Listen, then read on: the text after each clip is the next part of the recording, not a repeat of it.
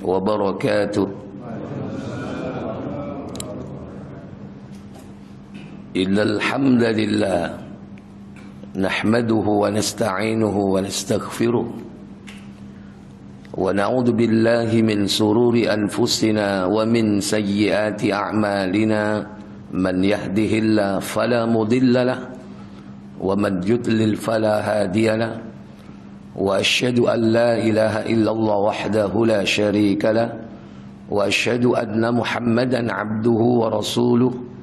Allahumma salli wa sallim wa barik ala Muhammadin sallallahu alaihi wa ala alihi wa ashabihi wa man tabi'ahum bi ihsanin ila yaumiddin. Wa qad qala Allah ta'ala ya ayyuhalladzina amanu taqullaha haqqa tuqatih wa la tamutunna illa wa antum muslimun. Fa inna asdaqal hadithi kitabullah wa khairal hadyi hadyu Muhammadin sallallahu alaihi wasallam wa syarrul umuri muhdatsatuha wa inna kulla muhdatsatin bid'ah wa kulla bid'atin dhalalah wa kulla dhalalatin finnar. Ikhwatal iman, para bapak saudara sekalian yang dirahmati Allah, puja dan puji syukur hanya untuk Allah. Dialah Rabb kita yang telah menciptakan kita, memberikan rizki, mengatur kehidupan. Dialah Allah yang memberikan petunjuk, dikenalkan kita dengan tauhid, dikenalkan dengan sunnah. Bersyukur kita kepada Allah sebagai seorang muslim. Semoga diberikan kita taufik hingga saat datang akhir kehidupan kita di dunia dan mati sebagai seorang mukmin. Salawat dan salam semoga terlimpah kepada junjungan kita baginda Nabi Muhammad sallallahu alaihi wasallam. Demikian pula untuk keluarga ahlul bait beliau dan keturunan beliau, ummahatul mukminin, istri-istri beliau, dan juga para sahabat beliau dan seluruh pengikutnya hingga tegaknya hari pembalasan. Para bapak saudara sekalian, hari ini kita akan bahas satu tema, yakni bahaya lisan.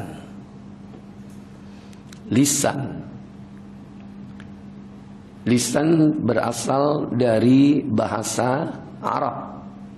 Lisan jamaknya al-sinah. Apa arti daripada lisan itu? Apa lisan itu, Pak? Lidah. Ada yang mengartikan mulut. Salah. Karena keberadaan mulut tidak lebih penting daripada lisan. Yang penting itu dan yang pokok itu lisan. Orang mulutnya rusak, mungkin cacat fisik, sumbing, tapi lidahnya masih ada. Bisa bicara nggak? Masih bisa bicara, walaupun pelat. Karena sumbing, mulutnya tidak sempurna. Tapi kalau orang mulutnya sempurna, tapi nggak punya lidah, iso ngomong nggak? Kepingin nyoba lah, nggak bisa. Orang punya mulut, mulutnya bagus, tapi dalamnya nggak ada lidahnya, nggak bisa bicara. Tapi orang yang punya lidah, walaupun mulutnya ini cacat, masih bisa bicara. Berarti yang penting itu dalam indera pengucapan itu adalah lidah. Makanya lidah ini dia bisa berperan besar dalam kehidupan umat manusia. Sekalipun orang mengatakan lidah tak bertulang, tapi bisa sampai menghancurkan kehidupan manusia. Lidah ini bisa tajam, lebih tajam dari apa, Pak? Oh, ini jago perang HP. Nah, ibu-ibu tak tahu, lebih tajam dari pisau, ya, pisau.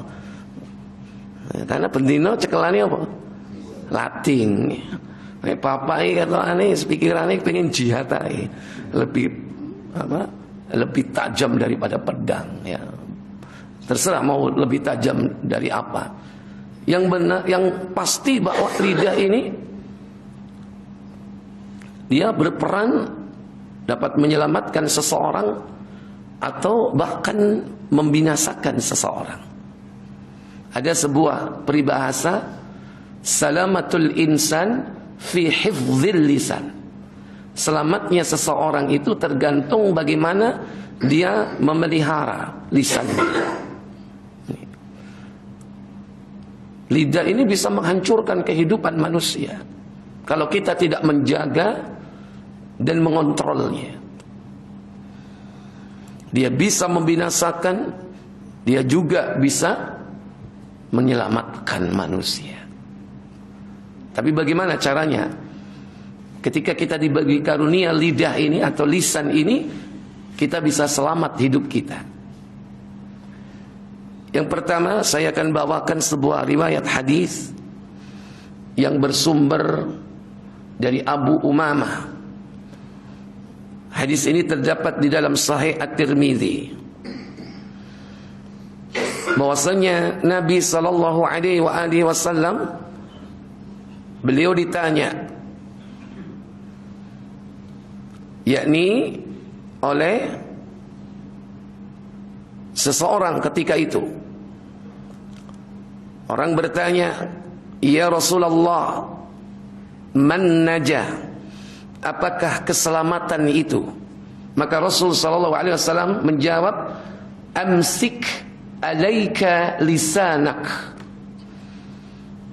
Jagalah olehmu lisanmu itu, lidahmu itu. Kemudian kata Nabi sallallahu alaihi wasallam, "Wal yasa'ka baituk."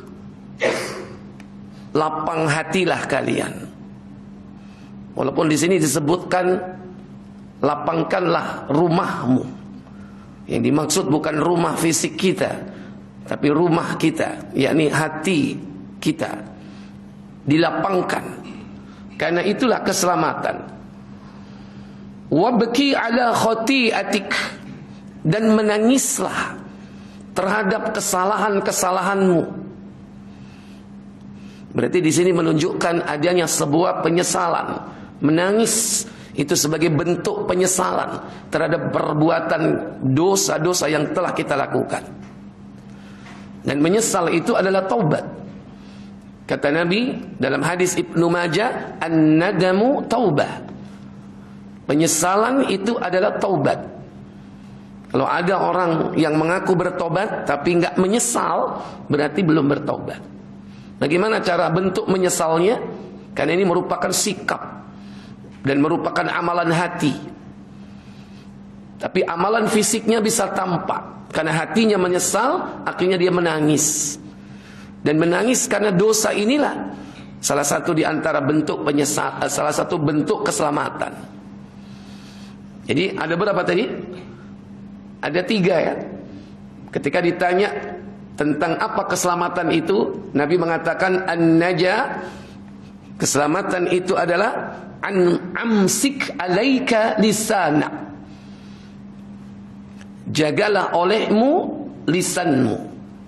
Wal yasa'ka baituk. Lapangkanlah hatimu. Wabki ala khati'atik. Dan menangislah terhadap kesalahan-kesalahan dosamu. Maka kita berharap untuk mendapatkan keselamatan dari Allah. Di antaranya yaitu menjaga lisan. Kalau lisan itu jelas fisiknya. Jelas fisiknya. Dijaga. Kalau hati, ini bukan hati secara fisik yang dilapangkan. Karena hati ya besarnya segitu. bukan hepar, bukan liver, bukan. Tapi hati nurani. Yang dimaksud yaitu fuad. Hati nurani itu fuad. Beda dengan kolbun. Kalau kolbun itu bisa diartikan hati atau jantung. Ya udah deh, dua-duanya ada. Biasanya nyebut si jantung hati. Tapi hati yang dimaksud adalah yakni fuad, hati nurani. Kita dianjurkan untuk melapangkannya. Kemudian menangis, ini adalah amalan sebagai bentuk penyesalan kita terhadap dosa. Kemudian yang kedua, hadis yang bersumber dari sahabat Abu Sa'id Al-Khudri radhiyallahu taala anhu, di mana beliau pada saat itu menyampaikan sebuah hadis dari Nabi sallallahu alaihi wasallam. Beliau mengatakan, "Idza asbaha ibnu Adam," jika manusia berada di pagi hari, "fa innal a'dha'a kullaha tukaffirul lisan." Maka seluruh anggota tubuhnya, seluruh organ-organ yang ada dalam tubuh manusia itu tunduk semuanya, menyerahkan urusannya, tukaffirul alal lisan, tukaffirul lisan, menyerahkan urusannya kepada lisan. Fatakul, dan seluruh anggota tubuh ini mengatakan kepada lisan, ittaqillaha fika, bertakwalah kalian kepada Allah. Ittaqillaha fina, bertakwalah kalian kepada Allah dalam urusanku, kata organ-organ itu. Ini pesan dari seluruh anggota tubuh itu kepada apa?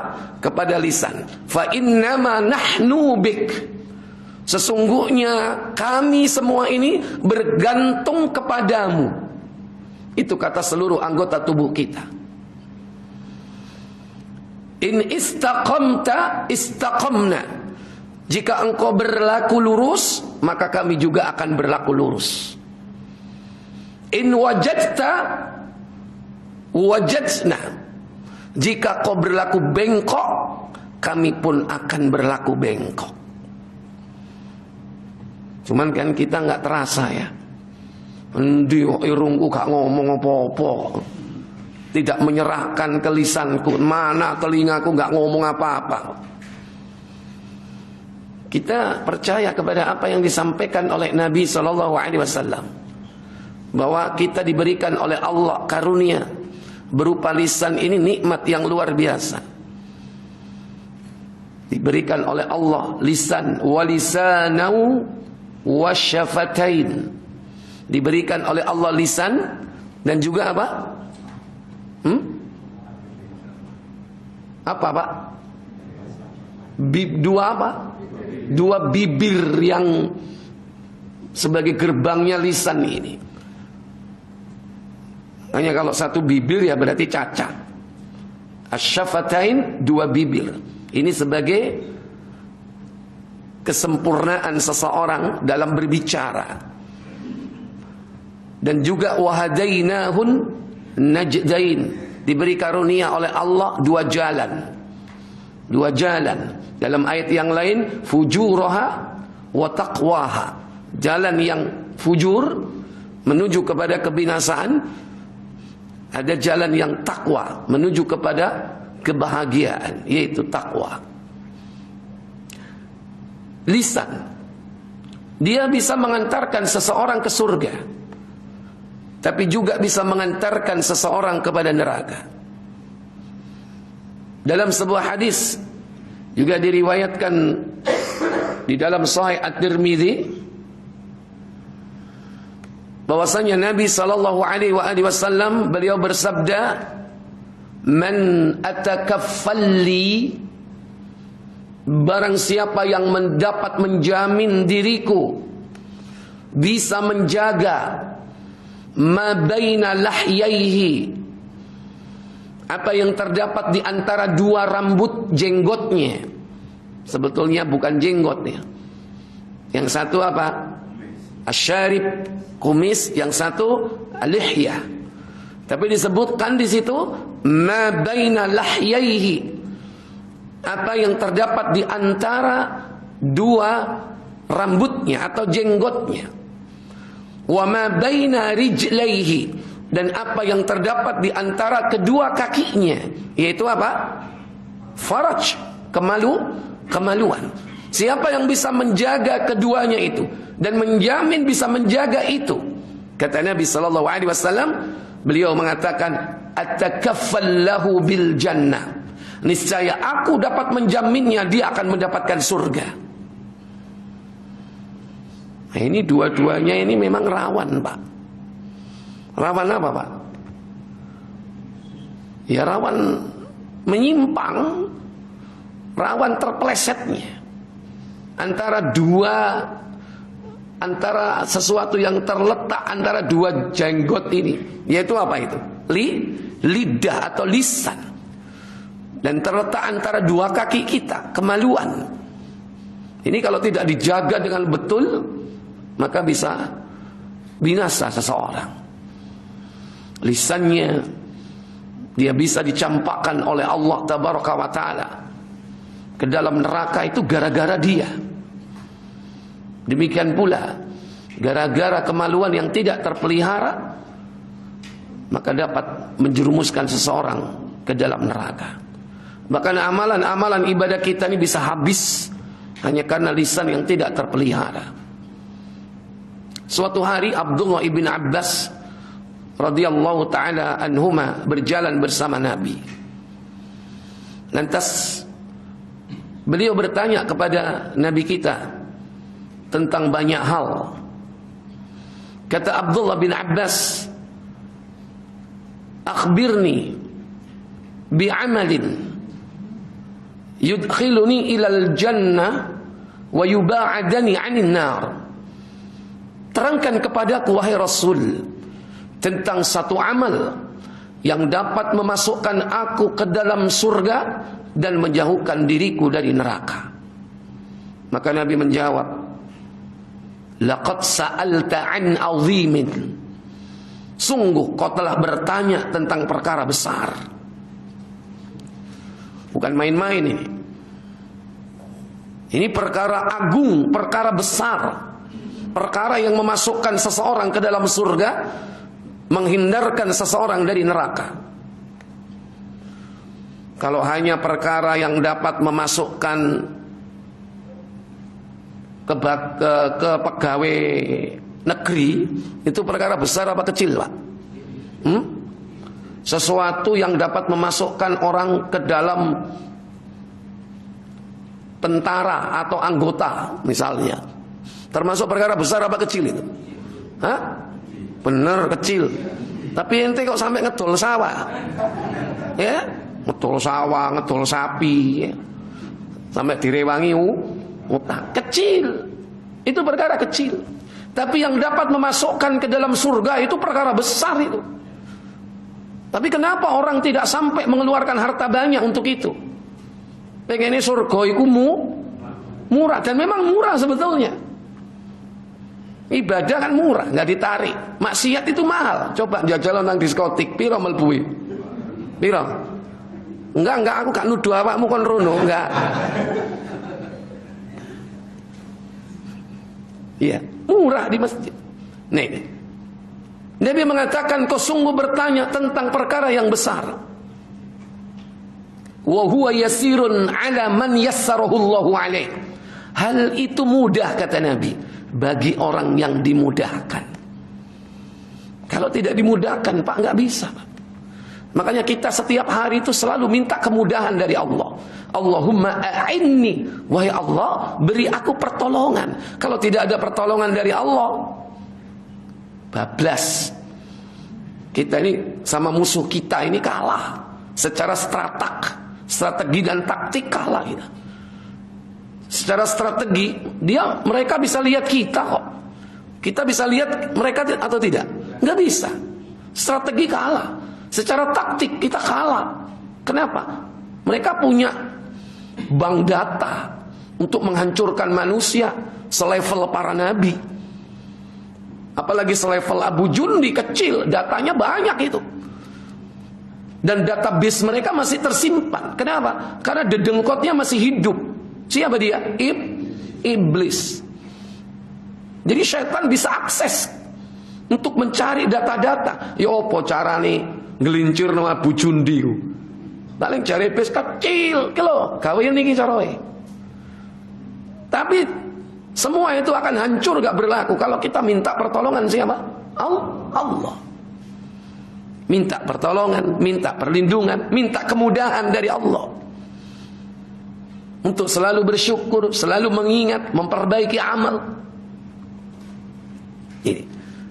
Wa huwa yasirun ala man yassarahu Allahu alaihi. Hal itu mudah bagi yang dimudahkan. Apa kata beliau?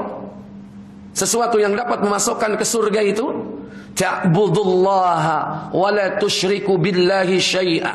Hendaklah kau mengabdi kepada Allah, jangan kau menyekutukan Allah dengan sesuatu apapun. Wa tuqimus shalah wa tu'tiyaz zakat wa tasumu ramadan wa tahujjul baital haram. Ternyata yang disampaikan Nabi adalah rukun Islam. Itu yang memasukkan seseorang ke dalam surga dan menghindarkan dari neraka. Dan rukun Islam ini kalau tidak dimudahkan oleh Allah, nggak mudah, Pak. Contoh, mentauhidkan Allah, menjauhi syirik. Kalau nggak dimudahkan Allah, nggak bisa, Pak. Wis seru iku syirik, sik dilakoni. Ya apa maneh, Cak? Kabeh sing dodolan gawe ngono kabeh. Kabeh budal golek ijazah.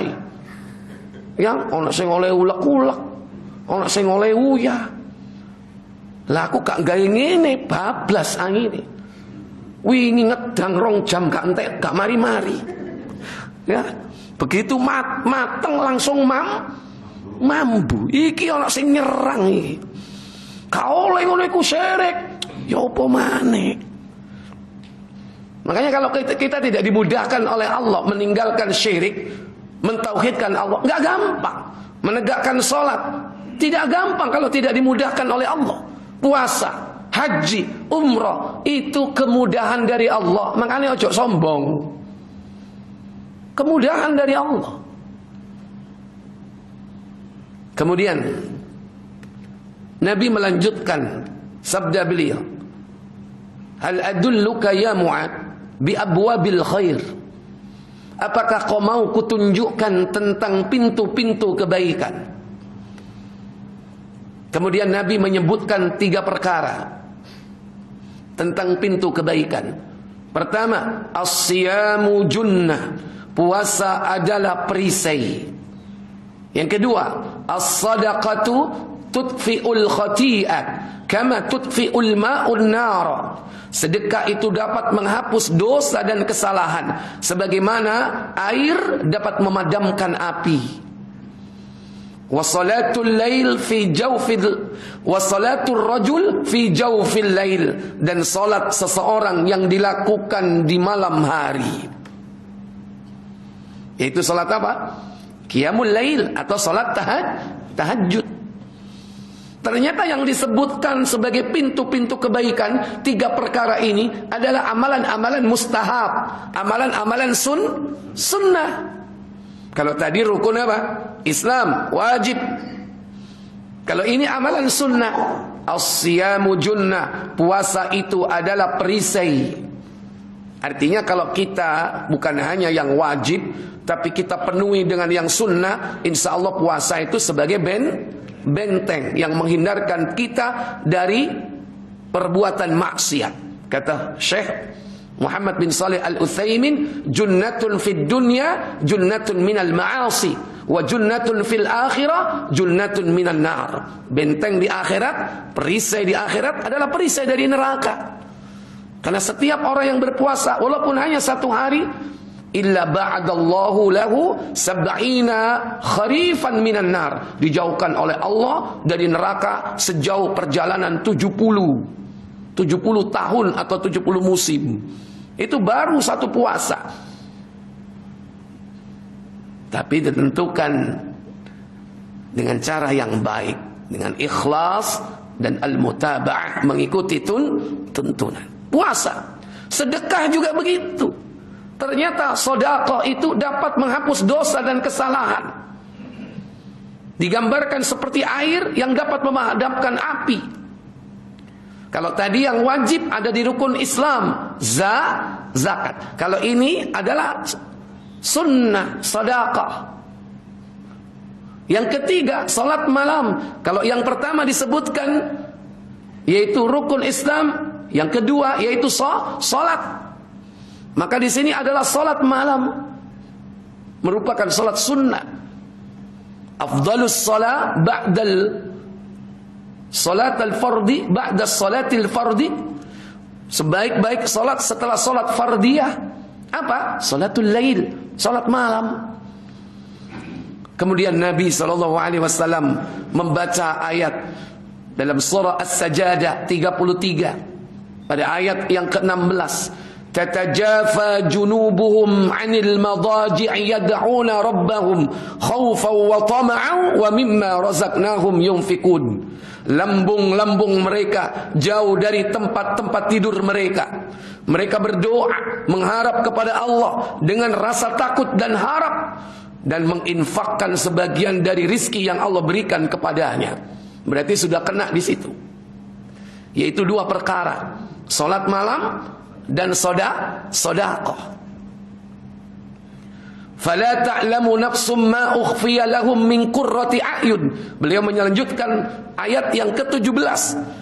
Maka setiap orang tidak mengetahui tentang apa-apa yang disembunyikan oleh Allah di antara kenikmatan surga yang dapat menyedapkan pandangan mata.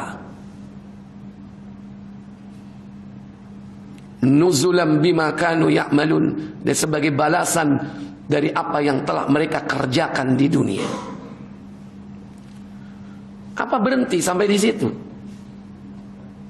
Ternyata belum. Nabi ditanya tentang perkara yang memasukkan surga, sudah dijawab.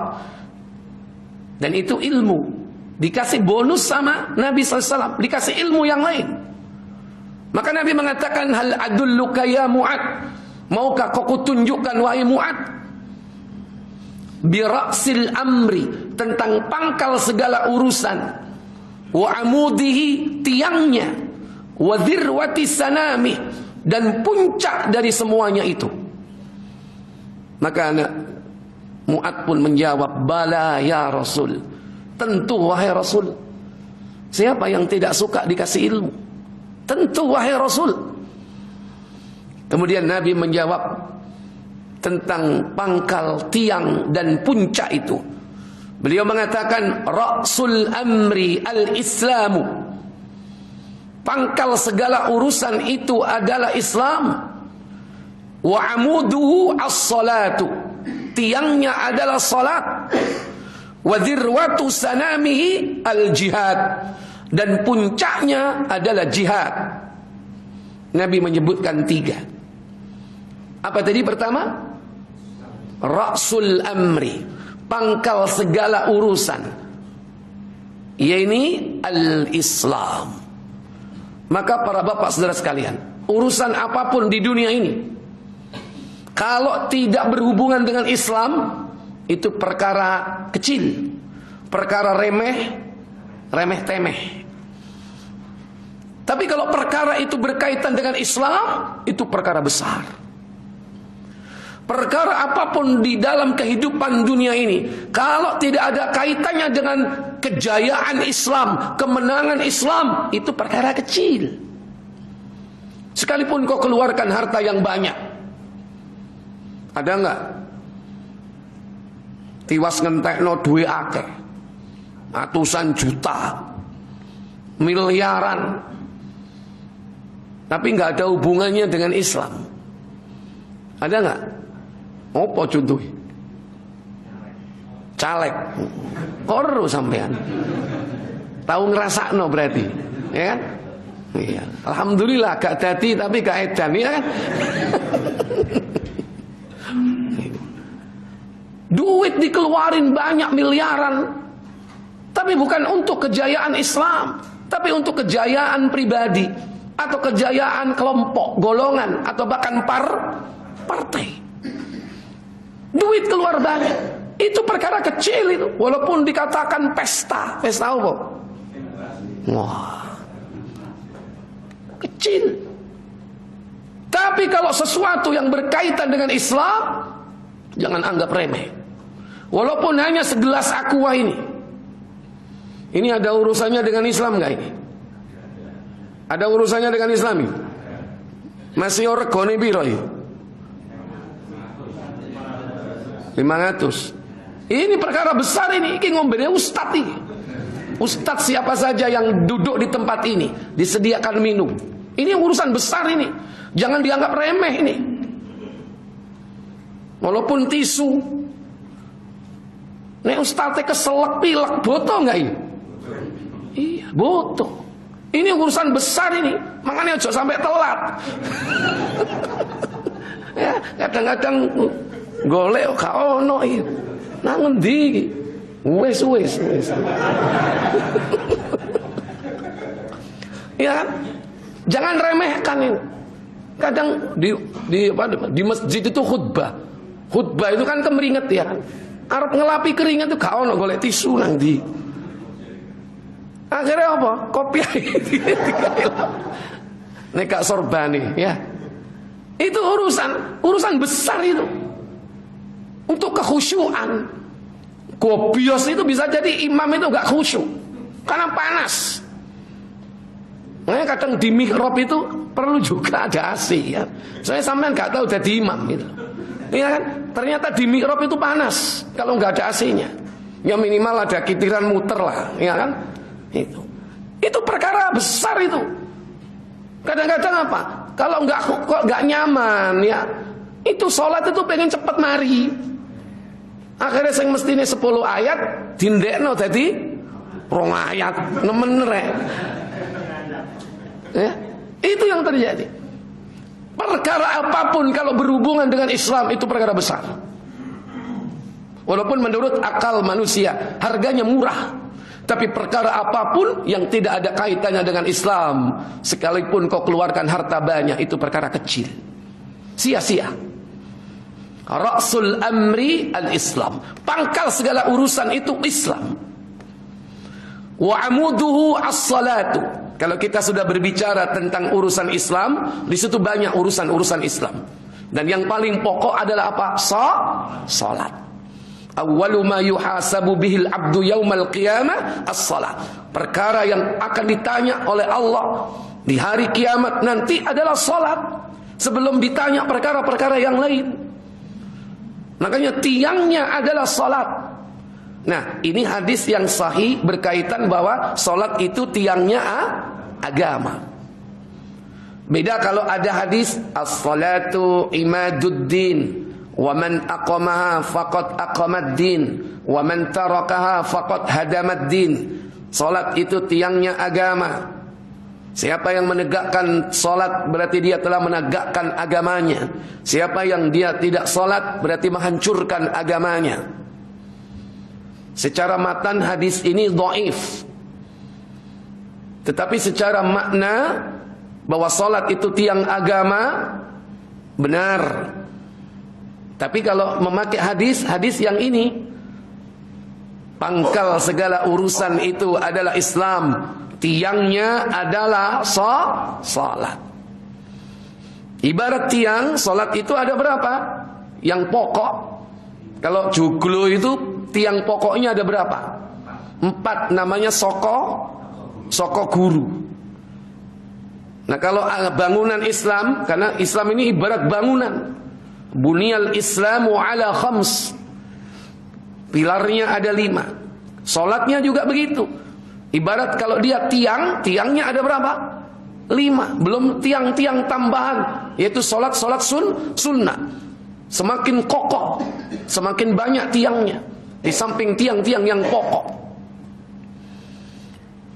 Tapi ingat bahwa tiang itu ada pangkal, ada ujung. Ujungnya itu adalah puncak. Maka Nabi SAW menyebutkan wadzirwatu sanamihi, puncaknya adalah apa? Jihad. Buah dari keimanan, buah dari ubudiyah, ibadah, utamanya salat. Buah dari semua itu adalah ibadah tertinggi, yaitu jihad fi sabilillah. Dan itu menandakan bahwa apa? Jihad itu didasarkan atas akidah yang benar. Demikian pula kalau itu puncak, maka harus ada tiangnya. Kalau ada puncaknya, nggak ada tiangnya, berarti mengambang dia, nggak ada pondasinya. Makanya ini ono wong jihad tapi gak sholat, bohong. Ibarat ada puncak tapi gak ada tiangnya, gak sholat, gak punya basic dasar akidah yang benar. Berarti ibarat dia itu apa? Sesuatu di atas yang ditempatkan di tempat yang tinggi, tapi mengambang, tidak punya cantolan, tidak punya kekuatan apapun. Kemudian Nabi melanjutkan sabdanya, adulluka ya Mu'ad bimalaki dzalika kulli.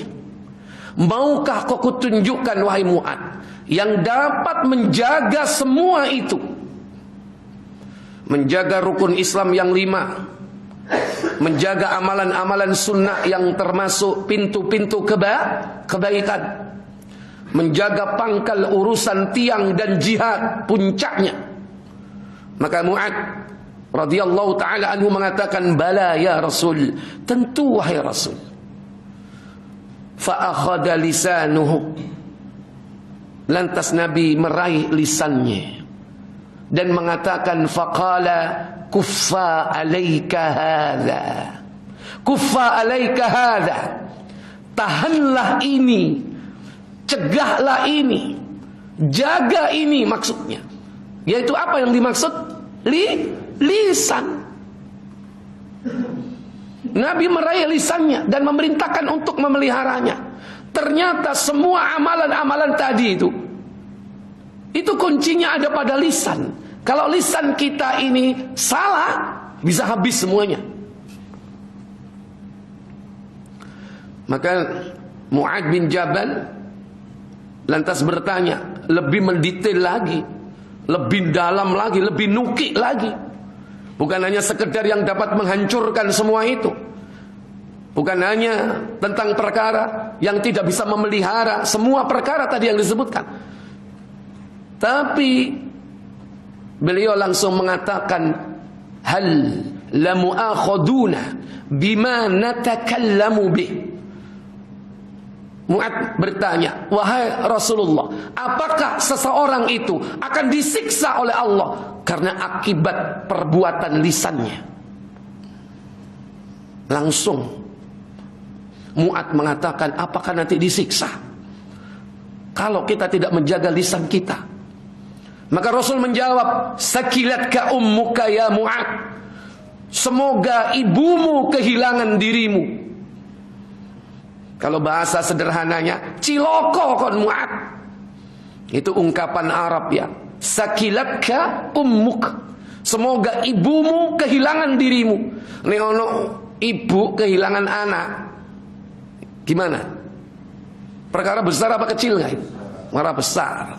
Celaka ibu itu, mesti nangis gak mari-mari. Semoga ibumu kehilangan dirimu wahai Mu'ad. Celaka kau Mu'ad. Lantas Nabi menjawab, fahal yakubbun nasa finnari ala wujuhihim au ala manakhirihim illa hasaidu alsinatihim. Bukankah banyak nanti manusia ditelungkupkan ke dalam neraka atas wajah-wajah mereka, hidung-hidung mereka, disebabkan karena perbuatan lisannya. Berarti lisan dapat menggiring manusia ke dalam apa? Neraka. Bisa menyelamatkan seseorang dan bisa menghancurkan dan membinasakan manusia.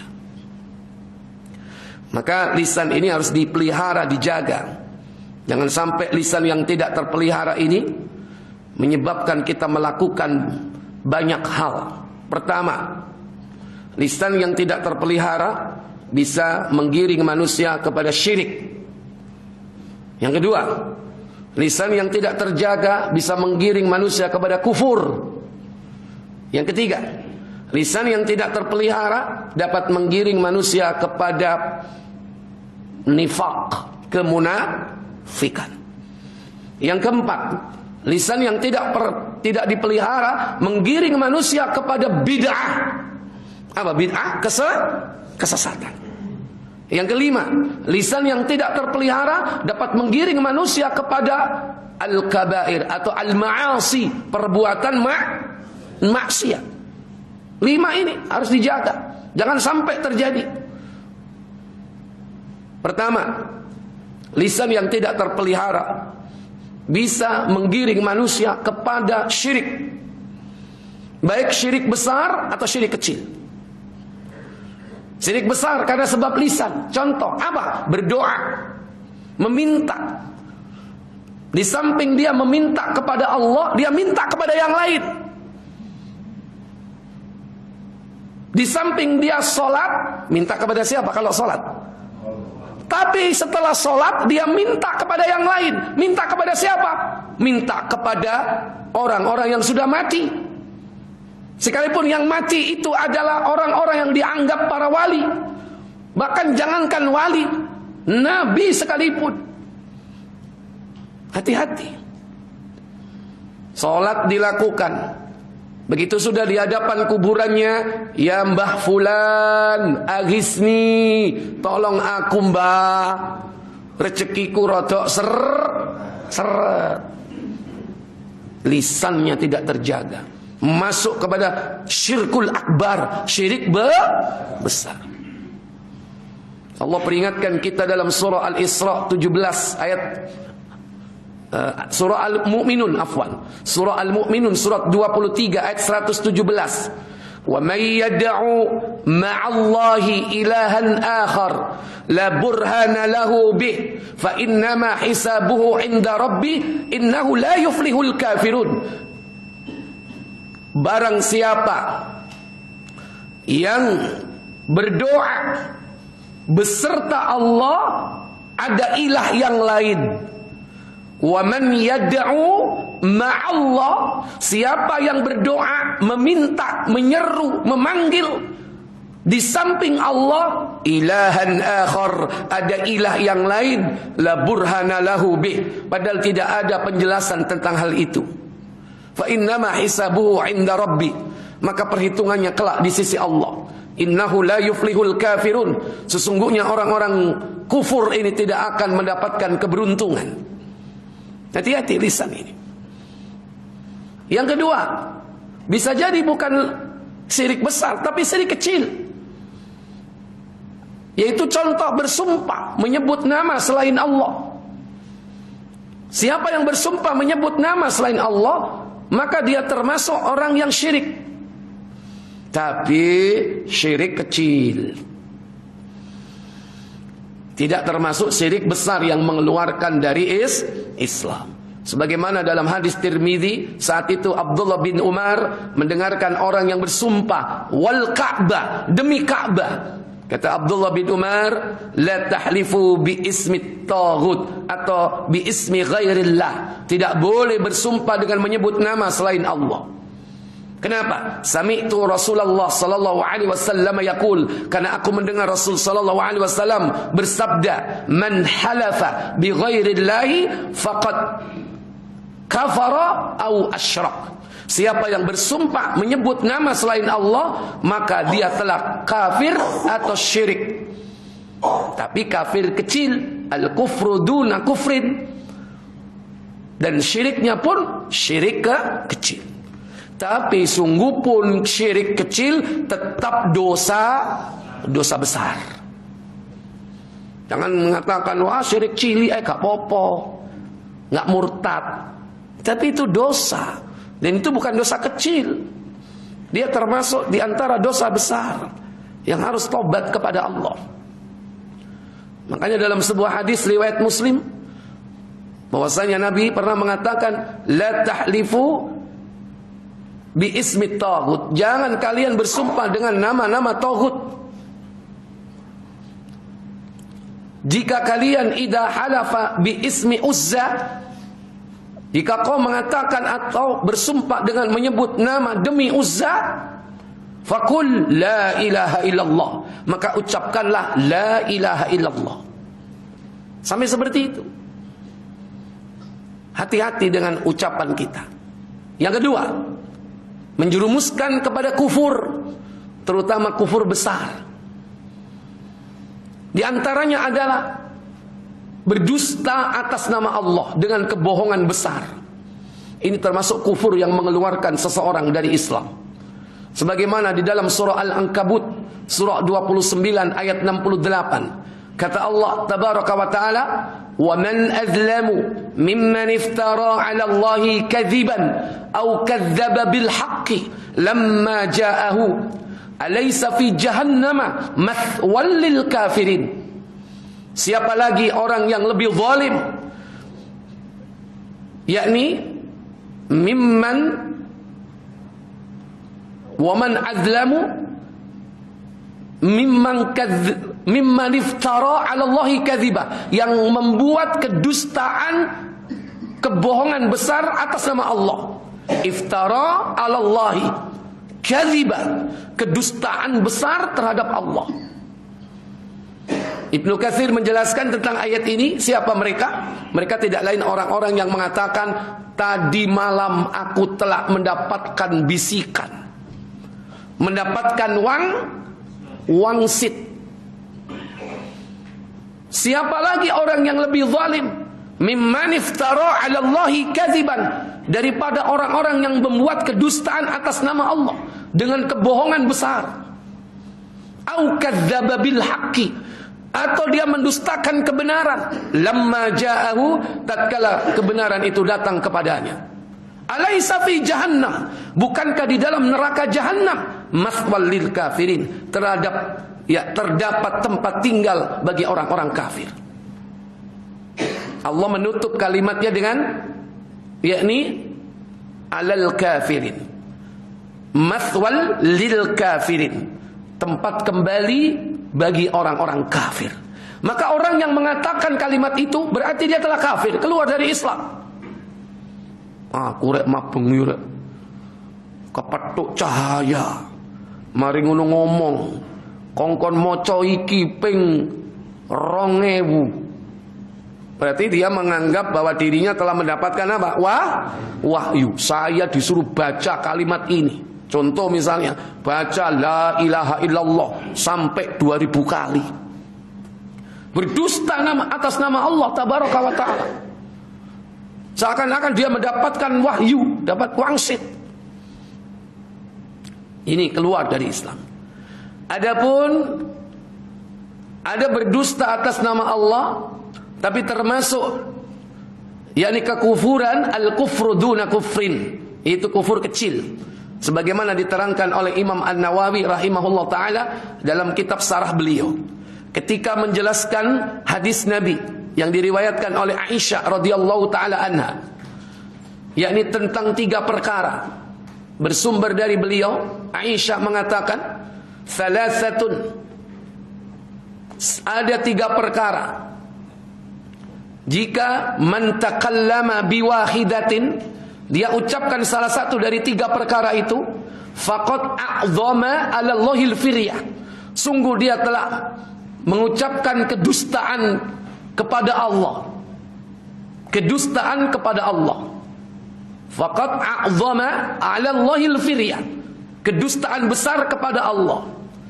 Maka Aisyah menyebutkan yang pertama, man za'ama anna Rasulullah sallallahu alaihi wasallam ra'a rabbahu, siapa yang mengatakan bahwa Nabi Muhammad pernah melihat Allah, faqad a'zama 'ala Allahil firyah, sungguh dia telah berdusta dengan kebohongan besar kepada Allah. Ketika itu ada seorang tabi'in namanya Masyruk al-Ajdad. Beliau bersandar mendengarkan hadis ini. Lantas beliau duduk tegak. Ya Aisyah, fantaziri, tunggu sebentar. Fala yastajilini, jangan kau tergesa-gesa wahai Aisyah. Bukankah Allah Jalla wa Ala berfirman, walaqad ra'ahu bil ufuqil mubin, surah An-Najm ayat 13. Dan sungguh Muhammad telah melihatnya di tepi langit yang terang. Kemudian beliau juga membaca salah satu ayat dalam surah At-Takwir. Walaqad ra'ahu nazlatan ukhra. Maaf. Apa? Mirip ya ayatnya. Yang satu itu ada di dalam surah At-Takwir. Walaqad ra'ahu bil ufuqil mubin, itu yang pertama. Terbalik. Walaqad ra'ahu bil ufuqil mubin, dan Muhammad telah melihatnya di tepi langit yang terang. Dalam surah An-Najm, walaqad ra'ahu nazlatan ukhra, dan dia Muhammad telah melihatnya di saat yang lain. Ketika Masruq berhujjah dengan dua ayat ini, Aisyah membantah. Sungguh yang terlihat itu bukanlah Allah, tapi yang terlihat itu adalah Jibril. Makanya terjemah sekarang ini langsung ditulis, sungguh Muhammad telah melihat Jibril, supaya nggak sesat. Karena di situ tidak disebutkan, hanya domir saja. Walaqad ra'ahu, dan sungguh Muhammad telah melihatnya. Kalau nya di situ tidak memiliki akidah yang benar, bahaya. Mungkin yang akan dipahami adalah melihat siapa? Allah. Ini yang pertama. Yang kedua, man za'ama anna Rasulullah sallallahu alaihi wasallam katama syai'an fi kitabillah faqad a'dama 'ala Allahil firya. Siapa yang mengatakan bahwa Nabi Muhammad menyembunyikan ayat, tidak disampaikan kepada umat.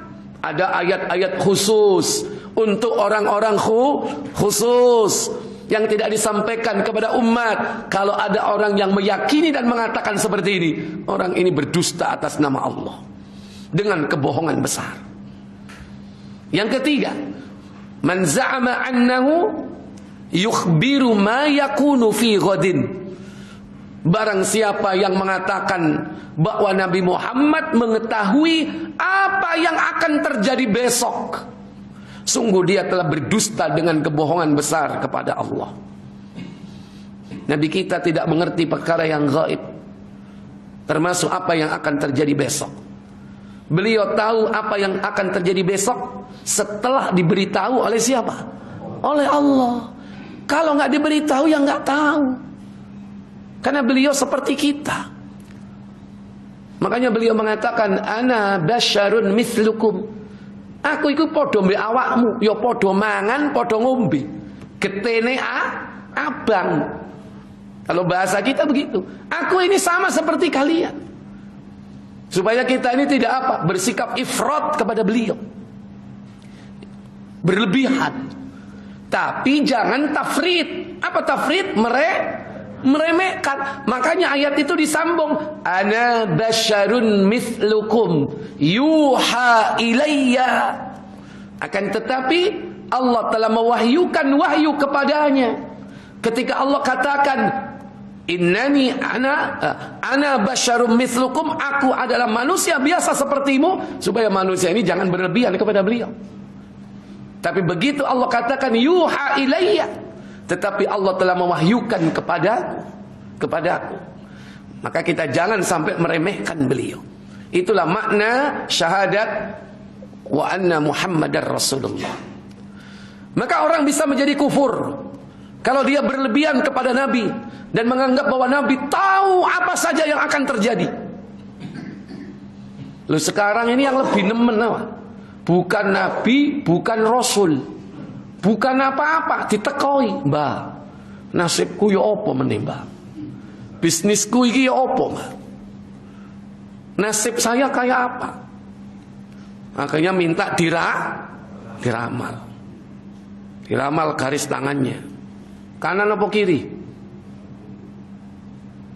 Coba pura-pura. Wingi teko ngono nang bareng. Kiri kan? Ero. Ya. Oh, iki kaya huruf M. Kon bakal M mati. Arek cilik ya iso ngeramal. Lho, kita datang kadang ke tukang ramal, minta bagaimana nasib peruntungan kita ke depan, bisnis kita ke depan. Ini bukan apa-apa. Sing keblinger iki jane sing teko apa sing ditekani? Hah? Yang datang. Wong Nabi lo nggak ngerti sesuatu yang akan terjadi, nggak tahu beliau. Kalau nggak diberitahu, beliau nggak ngerti. Beliau diberitahu karena beliau seorang Nabi, karena seorang Rasul. Syirik, kufur, nifak. Hati-hati dengan nifak. Gara-gara lisan. Nifak itu dibagi dua oleh para ulama. I'tiqadi wal amali. I'tiqadi ini yang bahaya. Nifak yang mengeluarkan dia dari Islam. Karena dia menyimpan kekufuran. Karena nifak itu izharul iman wa ibtanul kufri. Yaitu menampakkan keimanan, menyembunyikan kekufuran. Tapi kekufuran yang disembunyikan itu akan muncul. Seperti pada saat zaman Nabi. Orang-orang munafik mereka ikut berjalan bersama para sahabat dan Nabi. Melakukan jihad fisabilillah. Di dalam perjalanan tahu aslinya. Makanya hati-hati. Orang itu akan tahu asli ketika orang dalam perjalanan. Terbongkar itu. Siapa mereka ketika dalam perjalanan. Karena mereka bosan dalam perjalanan. Ayo kita menghidupkan suasana. Tujuannya apa? Ice breaking. Memecah kebekuan. Akhirnya dia nyeletuk. Tidaklah kita melihat para qori kita, pembaca-pembaca Al-Quran, mereka adalah orang yang banyak makan. Kalau berbicara gedabrus, dusta, ya. Ini diterangkan dalam tafsir Ibnu Katsir tentang surah At-Taubah ayat yang ke-65, 66. Dan kalau bertemu musuh nanti di depan dia takut. Ucapan orang-orang munafik ini sampai ke telinga Rasulullah. Ada yang mengadukan kepada beliau. Dipanggil orang-orang munafik ini. Kemudian ditanya, apa benar kau mengucapkan kata-kata seperti itu? Kata mereka, ya Rasul, aku hanya bermain-main. Aku tidak sungguh-sungguh. Aku hanya bersenda gurau. Maka Allah turunkan surah At-Taubah ayat 65. Wala in sa'altahum layakulunna innama kunna nakhudu wa nal'ab. Jika kau tanyakan kepada mereka, niscaya mereka akan mengatakan apa? Sesungguhnya kami hanya bersenda gurau wa nal'ab, dan kami hanya bermain-main. Kemudian Rasul diperintahkan untuk mengatakan kalimat apa? Qul, katakan kepada mereka. Apa yang dikatakan? Abillah wa ayatihi wa rusulihi kuntum tastahzi'un. Apakah kepada Allah, kepada ayat-ayatnya, kepada Rasul utusannya kau berolok-olok? Padahal yang diolok-olok siapa?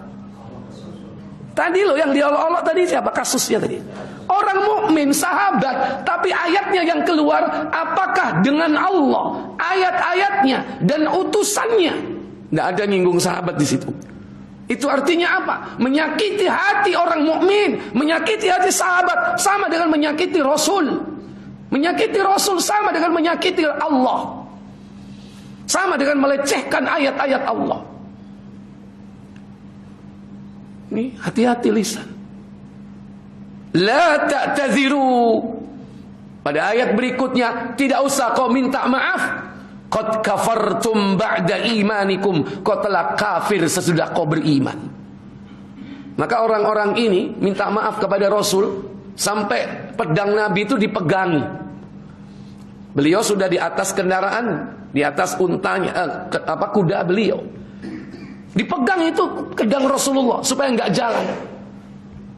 Untuk mendapatkan kemaafan dari Rasul. Rasul nggak melengos sama sekali. Tetap menghadap ke depan. Abillah wa ayatihi wa rasulihi kuntum tastahzi'un. La ta'tadziru. Jangan kau minta maaf. Bisa diterima atau tidak? Bisa diterima atau tidak? Walaupun kau mengatakan guyon, senda gurau, nggak bisa diterima. Ketika kau mencela sunnah Rasulullah. Iku biyen keren iku. Oh. Iku delok alus mari ngaji. Telono cingkrang. Oh gak. Afan ya guyon. Bisa diterima nggak ucapan seperti itu? Nggak bisa. Sekalipun kau mengatakan itu senda gurau, guyon, nggak bisa. Sebagaimana ayat ini, la ta'tadiru, tidak perlu minta maaf kok. Makanya hati-hati, lisan ini kadang-kadang keperocut. Kadang-kadang supaya apa rase, cek judek kae merengut ae rase-rase softo ya kan. Akhirnya kalimat ini mencela agama, mencela sunnah, mencela ayat-ayat Allah. Hati-hati. Kalau sudah i'tiqadi ini bahaya. Kalau sudah khorrot itu biasa, ya kan? Dusta, ya walaupun itu tidak termasuk mengeluarkan dia dari Islam, tapi wis segojangan bendino. Itulah yang dimaksud dengan apa? Nifaq amali, kemunafikan yang bersifat amaliyah, perbuatan. Yang ciri-cirinya disebutkan oleh Nabi, ayatul munafiki thalathun. Tanda orang munafik ada 3. Idza haddatsa kadzaba, jika berbicara dia dusta. Wa idza wa'ada akhlafa, apabila dia berjanji dia ingkar. Wa idza tumina khana, apabila diberi amanah dia khianat. Ditambah lagi dalam riwayat yang lain, wa idza khassama fajara, apabila dia berselisih dia curang, nakalan deh. Berselisih boleh dalam hal-hal mungkin tertentu, tapi nggak boleh curang. Mungkin perlu penyelesaian, tapi ketika belum menemukan jalan keluar, titik terang, jangan curang. Orang kan kadang bersengketa urusan tanah, urusan harta, tapi nggak boleh curang. Salah satu bentuk kecurangan apa? Nyogok hakim. Itu cirinya munafik itu, supaya dia menang, dia bermain curang untuk mendapatkan posisi yang menguntungkan. Wallahu a'lam. Jadi ini yang pokok, terutama syirik, hati-hati. Kufur baik besar ataupun kecil. Demikian nifaq, kemunafikan, dan juga termasuk bid'ah. Kadang-kadang bid'ah ini dari lisan kita, karena itu merupakan kesesatan. Sekalipun bid'ah itu bertingkat-tingkat, ya. Ada 4 tingkat stadium. Yang pertama mukaffirah, yang sampai kepada tingkat kekafiran. Yang kedua al-muharramah, yakni yang diharamkan, dosa, termasuk dosa besar. Yang kedua makruh litahrim, makruh yang mendekati keharaman. Dan yang ketiga yang keempat yang paling ringan apa? Makruh tanzih. Makruh tanzih, makruh yang harus ditinggalkan. Gara-gara lisan tidak terjaga, dia bisa masuk perbuatan bid'ah, walaupun ringan, tetap bid'ah. Wa kullu bid'atin dhalalah, tetap sesat. Apa contoh yang paling ringan? Arab salat. Bismillah, qul a'udzu birabbin nas, malikin nas, ilahin nas. Pernah enggak seperti itu? Pernah ngelakuin atau pernah lihat? Hah? Bener. Usalli fardhu adh-dhuhri 4 raka'atin mustaqbilal qiblati adaan ma'muman lillahi ta'ala. Loh ngelokno aku. Lah ini kan bahaya lisan nih. Ini bid'ah atau tidak ini?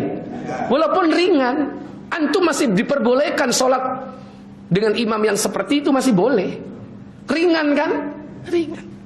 Tapi tinggalkan, makruh tanzih, tinggalkan dia. Nggak ada tuntunan.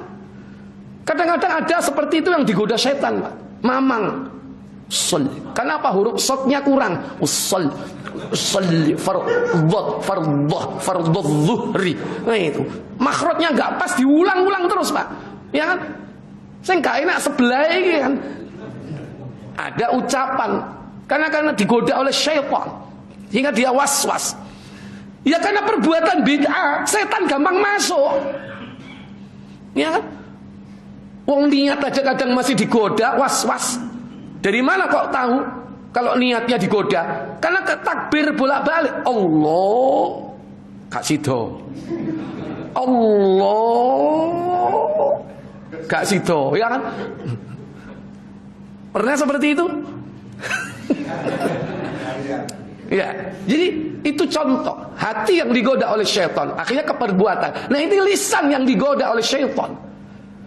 Kenapa? Karena gara-gara amalan bid'ah itu sendiri, diulang-ulang.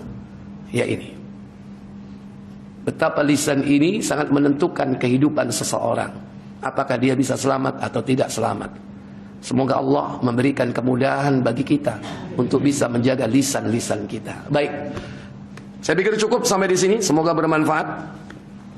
Sebelum saya tutup, mungkin ada pertanyaan? Alhamdulillah, kita tutup kafarat majlis. Subhanakallahumma wa bihamdika asyhadu an la ilaha illa anta astaghfiruka wa atubu ilaik. Wassalamualaikum warahmatullahi wabarakatuh.